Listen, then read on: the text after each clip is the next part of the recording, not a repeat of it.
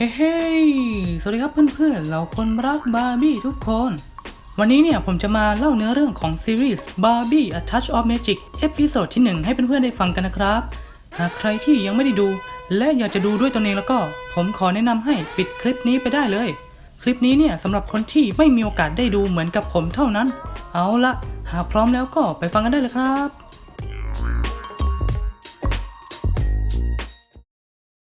บเริ่มกันด้วยลูกเพกาซัสไร้ปีกตัวหนึ่งเนี่ยได้รับการสนับสนุนโดยแม่ของเธอนะครับให้ผ่านประตูไปยังเมืองมาริบูรัฐแคลิฟอร์เนียซึ่งก็คือที่บาร์บี้เนี่ยอยู่กันนั่นเองโดยที่มีเดอะกริฟเนี่ยที่ชื่อว่าร็อกกี้ตามม้าน้อยตัวนั้นผ่านประตูเข้าไปด้วยโดยการใช้ปีกเทียมในการบินตามไปโดยตอนที่บินตามไปเนี่ยร็อกกี้ก็ได้บอกกับลูกเพกาซัสนะครับว่าต้องการบางสิ่งบางอย่างจากเธอในขณะเดียวกันบาร์บี้มาริบูกับบาร์บี้บรุกลินเนี่ยก็กำลังอยู่กันที่ชายหาดนะครับในวันสุดท้ายของบรุกลินที่แคลิฟอร์เนี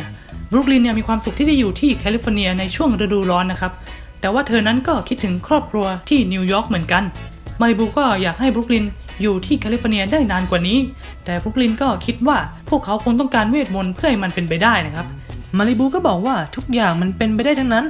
นชาต่อมาเนี่ยลูกเพกาซัสก็มาถึงแคลิฟอร์เนียพร้อมกับเมฆพายุและคลื่นยักษ์ที่ชายหาดมาริบูกับบรุกลินเนี่ยก็ถูกคลื่นซัดแล้วก็พบเข้ากับลูกเพกาซัสเข้าพวกเขาเนี่ยวางม้าตัวนี้เนี่ยในรถของมาริบูนะครับแล้วก็ขับรถไปยัง Dream House โดยที่ร็อกกี้ที่ได้ตามมาทีหลังเนี่ยก็ได้ลงมาหลังจากที่พวกเขาออกจากชายหาดกันไปแล้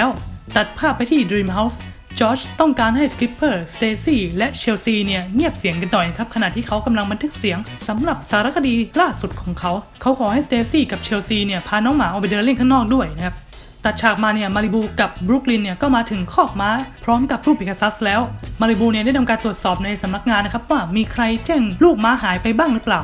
ในระหว่างที่กำลังตรวจสอบนั่นเองเนี่ยลูกเพกาซัสนะครับก็วิ่งหนีบรุกลินจึงต้องไล่ตามเธอไปนะครับแฮร์ริเอตผู้ที่ดูแลคอกม้านี้อยู่เนี่ยก็บอกว่าจะยอมรักษาลูกเพกาซัสที่คอกม้านี้ให้หากว่าม้าตัวนี้เนี่ยทำตัวดีแต่ทว่าเนี่ยลูกเพกาซัสตัวนี้ก็ก่อแต่ปัญหานะครับผมดังนั้นมาริบูกับบรุกลินเนี่ยจึงต้องพาลูกเพกาซัสนี้ไปที่ Dream House ซึ่งบ้านหลังถัดไปนั่นเองเนี่ยพวกเรเดนส์ก็กำลังจะย้ายบ้านกันนะครับเทรซึ่งเห็นบรุกลินเนี่ยก็ยอมหลีกทางให้เธอนะครับผมจากนั้นเนี่ยมาริบูจึงขอให้เชลซีกับสเตซี่เนี่ยพาเพกาซัสไปที่ไหนสักแห่งหนึ่งระหว่างนั้นเองเทรก็ได้เชิญชวนให้บรุกลินเนี่ยดูบ้านใหม่ของเขานะครับซึ่งก็คือบ้านที่อยู่ถัดไป2หลังจากบ้านเก่าของเขานั่นเองแต่ว่าบรุกลินนั้นก็ปฏิเสธที่จะดูนะครับหลังจากนั้นมาริบูกับบรุกลินเนี่ยจึงตัดสินใจนะครับซ่อนเพกาซัสไว้ในสนามหลังบ้านตัดกลับไปที่ชายหาดนะครับผมตอนนี้ก็จะมีเด็กชายตัวเล็กๆคนหนึ่งเนี่ยได้เจอขนนกเรืองแสงเข้าเขาก็เอามันไปวางไว้บนปราสาททรายของเขานะครับที่เขาสร้างขึ้นมาเนี่ยเมื่อเดอะกริฟที่ชื่อว่าร็อกกี้เห็นเข้าก็ได้กระโจนเข้าใส่ขนนกนั้นทันทีเลยนะครับผมทำให้ปราสาททรายหลังนั้นเนี่ยพังลง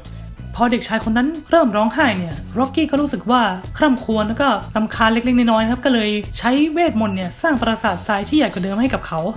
ตัดกลับมาที่ส่วนหลังบ้านของ Dream House อีกครั้งมาริบูกับบรุกลินสังเกตเห็นขนนกที่อยู่ข้างๆตัวลูกเพกาซัสซึ่งผมคิดว่าน่าจะเป็นขนนกเรืองแสงเหมือนกับที่เด็กชายคนนึงเจอที่ชายหาดนะครับผมและเนื่องจากเทรเนี่ยพยายามมองข้ามรั้วบ้านเก่าของเขาเข้ามามาริบูกับบรุกลินจึงต้องยืนด้านหน้าเพกาซัสนะครับเพื่อบังตัวไว้แล้วจู่ๆเทรก็เอ่ยปากขอบรุกลินออกเดทเฉยเลยครับผมซึ่งบรุกลินที่เห็นเพกาซัสกำลังปีนต้นไม้อยู่ก็เลยรีบตอบตกลงที่จะไปออกเดทกับเทรนะครับผมเพื่อเป็นการเบี่ยงเบนความสนใจต่อมาเนี่ยมาริบูก็เห็นเพกาซัสนะครับอยู่บนศาลาในส่วนหลังบ้านของเธอ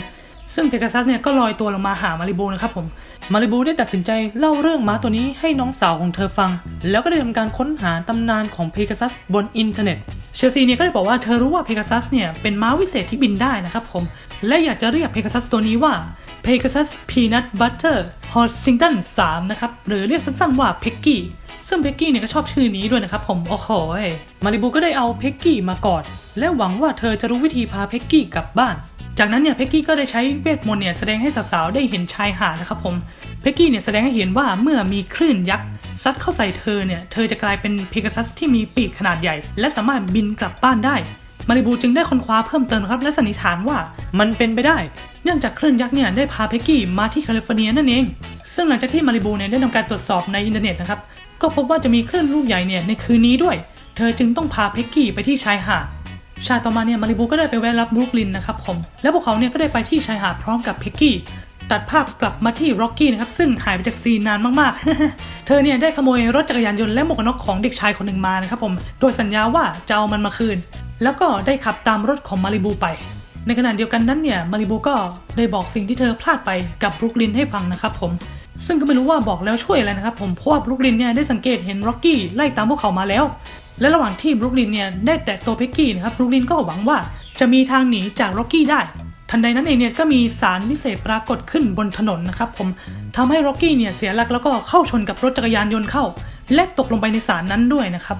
บมาริบูบรุกลินและเพ็กกี้ก็สามารถหนีรอดมาได้แต่พวกเขาก็มาถึงชายหาดช้าไปซะแล้วนะครับผมแล้วก็พลาดคลื่นลูกใหญ่ไปและระหว่างที่บรุกลินเนี่ยแตะตัวเพ็กกี้อยู่เธอก็หวังว่าเธอจะยังไม่ได้กลับไปที่นิวยอร์กนะครับคงจะกังวลเรื่องเพ็กกี้อยู่นะครับก็เลยอยากเคลียร์เรื่องนี้ให้จบก่อนที่จะกลับอะไรอย่างเงี้ยนะครับซึ่งทันใดนั้นเองเนี่ยหลังจากที่บรุกลินเนี่ยไม่อยากกลับไปที่นิวยอร์กนะครับผมพ่อแม่ของบรุกลินเนี่ยก็ส่งข้อความมาบอกเธอว่าพวกเขาเนี่ยอยากจะพบเธอที่บ้านหลังเก่าของครอบครัวเรเดนส์โดยที่ซิโมนแม่ของบรุกลินเนี่ยได้อธิบายว่าเธอได้ย้ายไปที่เล็กซ์ชั่วคราวนะครับผมดังนั้นเธอจะบินออกจากลอสแองเจลิสในปีนี้เคลวินผู้เป็นพ่อของบรุกลินเนี่ยก็บอกว่าเขาและซิโมนเนี่ยรู้ว่าบรุกลินชอบใช้เวลาช่วงซัมเมอร์กับมาริบูมากแค่ไหนซิโมนเนี่ยก็บอกว่าพวกเขาเนี่ยจะอยู่แคลิฟอร์เนียหากนั่นคือสิ่งที่บรุกลินต้องการนะครับผมเมื่อได้ยินดังนั้นเนี่ยมาริบูกับบรุกลินก็มีความสุขและก็ดีใจมากๆนะครับผมและพวกเขาเนี่ยก็วางแผนที่จะค้นหาว่าร็อกกี้เนี่ยมันเป็นใครกันแน่นะครับผมตัดภาพกลับมาที่ร็อกกี้นะครับผมเธอก็ได้ทำการคืนสกูตเตอร์ให้กับเด็กชายคนที่เธอยืมไปนะครับผมเนื่องจากว่าเธอเนี่ยได้ขับรถมอเตอร์ไซค์พังไปแล้วนะครับผมก็เลยเอาสกูตเตอร์มาคืนแทนนะครับผมเธอบอกว่ากริฟเนี่ยไม่เคยผิดสัญญานะและกริฟนั้นเป็นพวกต้มตุ๋นด้วย หลังจากนั้นเธอก็นึกขึ้นได้นะครับว่าไม่ควรพูดว่าเป็นกริฟนะครับผมเธอจึงทำการร่ายคาถาให้เด็กชายคนนั้นลืมมันไปแล้วก็จบเพียงเท่านี้นะครับผมสำหรับตอนที่1ของ Barbie A Touch of Magicสำหรับเอพิโซดแรกของซีรีส์เนี่ยผมคิดว่ายังมีความคลุมเครืออยู่หลายจุดนะครับและมันน่าสนใจมากๆเลยซึ่งผมก็หวังว่าเพื่อนๆจะฟังที่ผมเล่าได้เข้าใจแล้วสนุกไปกับมันนะครับผมทั้งหมดนี้เนี่ยผมแปลเองนะครับหากผิดพลาดจุดไหนไปก็ต้องขอโทษด้วยผมไม่ได้เก่งภาษาอังกฤษแค่อยากจะร่วมสนุกไปกับซีรีส์เรื่องนี้เท่านั้นเองเอาละทีนี้มาวิเคราะห์จุดที่น่าสนใจจากเอพิโซด1กันดีกว่าครับ 1. เพ็กกี้มาที่มาริบูทำไมจากเนื้อเรื่องที่ได้มาเนี่ยผมยังไม่รู้สาเหตุการมาของเพ็กกี้เลยนะครับเพราะเปิดเรื่องมาเนี่ยเพ็กกี้ก็โดนแม่ยุให้ผ่านประตูมายังแคลิฟอร์เนียเลยและการมาของเพกาซัสเนี่ยจะต้องไม่ธรรมดาอย่างแน่นอน 2. อะไรคือสิ่งที่ร็อกกี้ต้องการส่วนตัวผมคิดว่าร็อกกี้ต้องการจะมีปีกครับผมเพราะฉากแรกที่ร็อกกี้ตามเพ็กกี้มาเนี่ยก็ใช้ปีกปลอมในการบินตามมาแถมยังบอกกับเพ็กกี้ด้วยว่าเธอต้องการบางอย่างจากเพ็กกี้แล้วตอนที่ร็อกกี้เห็นขนนกเรืองแสงเธอก็ดูจะอยากได้มันมากๆเลยนะครับถึงขนาดกระโจนเข้าใส่กันเลยทีเดียวซึ่งขนนกเรืองแสงนี้เนี่ยก็หล่นอยู่ข้างๆตัวเพ็กกี้ตอนที่อยู่ในสนามหลังบ้านของบาร์บี้ด้วยเพราะฉะนั้นนี่อาจจะเป็นสิ่งที่ร็อกกี้ต้องการจากเพ็กกี้ก็ได้นะครับ 3. พลังของเพ็กกี้อันนี้เนี่ยหากไม่ได้สังเกตดีๆอาจจะพลาดไปก็ได้นะครับเพราะนอกจากที่เพ็กกี้จะสามารถใช้เวทมนต์แสดงให้เห็นถึงวิธีที่เธอจะกลับบ้านได้แล้วเนี่ยก็ยังมีพลังอื่นๆอีกด้วยนะครับตอนที่บรุกลินแตะตัวของเพ็กกี้แล้วภาวนาอยากให้หนีรอดจากร็อกกี้ได้เนี่ยก็มีสารวิเศษโผล่มาบนถนนในทันทีเลยแล้วก็ตอนที่บรุกลินแตะตัวเพ็กกี้แล้วภาวนาอยากอยู่ที่แคลิฟอร์เนียต่อพ่อแม่ของเธอก็ข้อความมาหาทันทีว่าจะมาหาที่บ้านเก่าของเรียดอนเช่นกันผมก็ไม่แน่ใจนะครับว่าพลังนี้เนี่ยมาจากส่วนที่เป็นขนของเพ็กกี้หรือเปล่าเพราะมันสอดคล้องกับความต้องการของร็อกกี้ด้วย 4. บาร์บี้ไม่รู้ว่าเพ็กกี้เป็นเพกาซัสในตอนแรกเพื่อนๆน่าจะพอสังเกตได้นะครับว่าบาร์บี้คิดว่าเพ็กกี้เนี่ยเป็นม้าตัวหนึ่งที่อาจมีคนทำหายเพราะหลังจากที่ได้ตัวเพ็กกี้มาเธอก็ตรงไปยังคอกม้าในทันทีเลยและทำการตรวจสอบว่ามีใครแจ้งเรื่องม้าหายบ้างหรือเปล่าแต่ก็นั่นแหละครับมันไม่มีก็เลยต้องพาไปยัง Dream House จนกระทั่งบาร์บี้ตัดสินใจเล่าเรื่องเพ็กกี้ให้กับน้องสาวของเธอฟังและเริ่มหาข้อมูลในอินเทอร์เน็ตจึงได้รู้ว่านี่คือเพกาซัสนั่นเองล่ะครับส่วนตัวผมคิดว่าไม่แปลกที่บาร์บี้จะไม่รู้นะครับเพราะว่าลูกเพกาซัสตัวนี้เนี่ยมันไม่มีปีกนะครับผมมันก็เลยดูเหมือนม้าทั่วๆไปนะ 5. รักแรกของเทร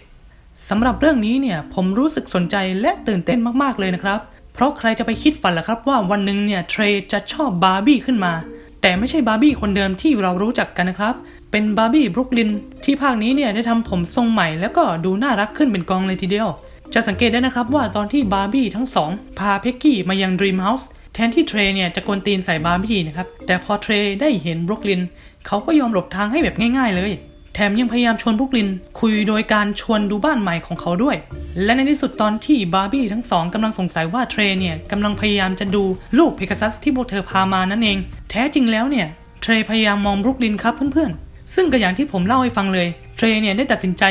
ปากขอบรุกลินไปออกเดทครับผมโอ้โหช่างมีการจู่โจมที่รุนแรงอะไรเช่นนี้ แถมบรุกลินเนี่ยก็ยังตอบตกลงด้วยนะครับเพราะกลัวเทรจะเห็นเพกาซัสเข้าเดี๋ยวก็รอดูกันในอนาคตนะครับว่าเรื่องระหว่าง2คนนี้เนี่ยจะเป็นอย่างไรมันน่าสนใจมากจริงๆ 6. The Griff คืออะไรกันแน่จะเห็นได้ว่าตอนที่ร็อกกี้เผลอบอกกับเด็กคนหนึ่งไปว่าเธอเป็น The Griff เนี่ยเธอตกใจแล้วก็รีบลบความทรงจำของเด็กคนนั้นทันทีเลยนะครับซึ่งตัวตนของเธอเนี่ยก็ยังเป็นปริศนามากๆเลยนะครับในตอนนี้ซึ่งนอกจากเธอจะมาจากที่เดียวกับเพ็กกี้แล้วเนี่ยเธอเองก็สามารถใช้เวทมนต์ได้ด้วยค่อนข้างน่าสนใจทีเดียวโอเคก็จบกันไปแล้วนะครับสำหรับคลิปนี้เพื่อนๆสามารถพูดคุยกันได้ทางคอมเมนต์เลยนะครับผมเกี่ยวกับเอพิโซดนี้ว่าเป็นอย่างไรบ้างและหากเอพิโซดนี้ไปได้ดีนะครับผมก็จะทำคลิปเอพิโซดต่อไปมาให้ได้ฟังกันนะโอเคขอบคุณที่เข้ามารับชมกันนะครับผมบ๊ายบาย